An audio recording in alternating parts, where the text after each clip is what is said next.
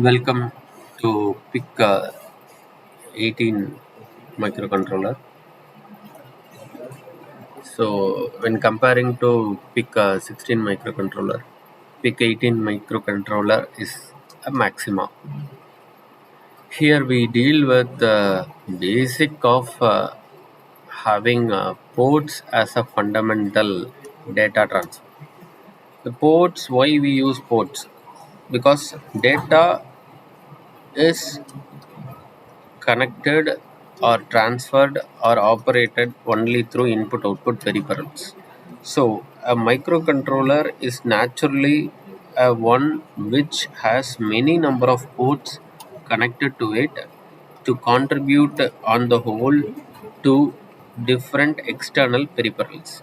So all these external peripherals combined together will create a common input output ports. So let us start with port A, port B, port C, port D, and port E.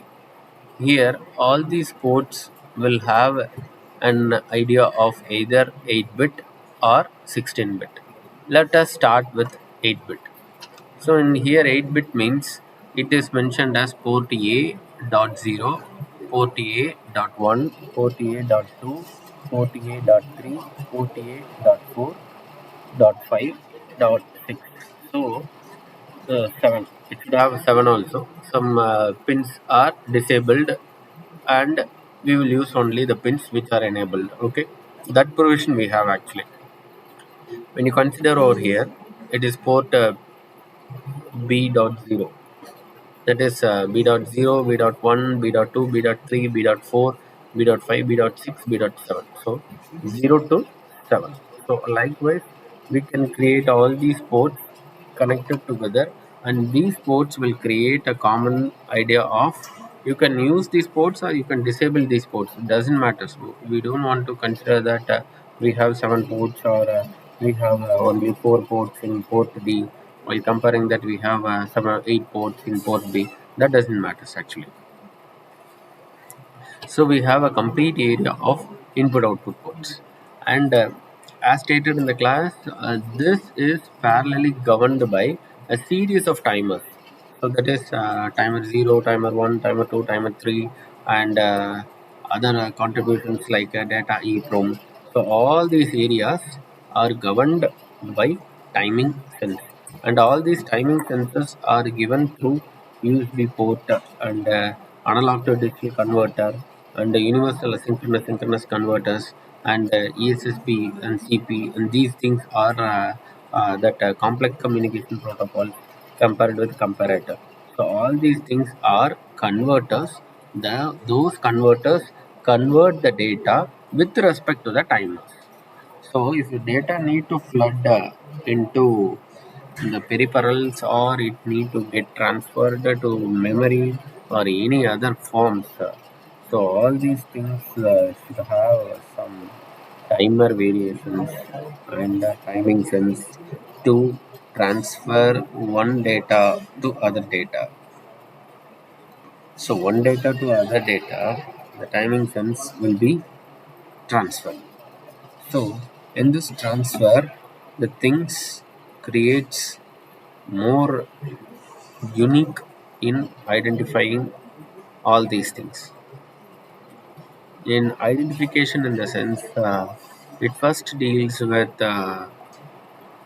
ADC and analog to digital 10-bit converter, asynchronous converters, synchronous converters, then complex instruction converters and comparators.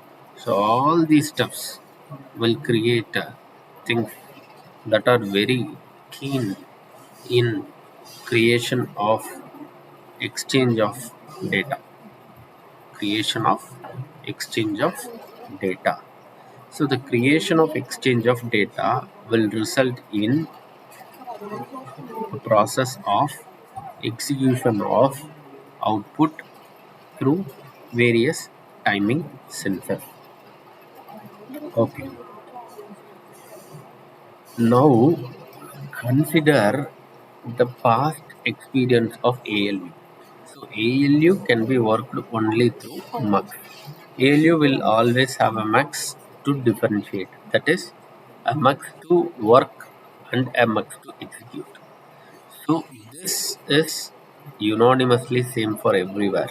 A mux to execute, a mux to execute over here, and a mux to address that execution. So address that execution, we need pointers, program counters, stack pointers. So all these things. So wherever an execution and acknowledgement of execution. Here the term wherever execution or acknowledgement of execution need to be considered, then we have mux over those areas. So the mux over those areas will contribute to the internal connectivity of program counter, stack pointer, instruction decoder and encoder, followed by EEPROM, temporary or flash PROM, and RAM. So all these things are connected together in bits and pieces. That is with the program counter, it is actually the idea of making the data to appear to be as lower order data, higher order data, because the data are generated by the ports. So when the ports are enormous, we if a dualistic thing happens, that is a multi controlling process need to happen, then we need the data to split in lower form and higher form. So lower form will have some change and higher form will have some change. So contributes lower form contributes to program counter, that is stack pointers, and higher order also contributes to the program counter, stack pointers, and unanimously they are connected together to create some instructions. So all these steps will give some better value or better volume of data, and here it is contributed through instruction decode and control, that is state machine control signals. So the state machine control signals will contribute to some form of governing, that is we have a complete governing box over here. So this governing box, whenever the area expands, that is the execution area expands, the governing area also expands together. So we concentrate over here in split execution. That is, every data is split as 8 bit data. See, if you see this, it comes over here. The thing which enters the mux is also 8.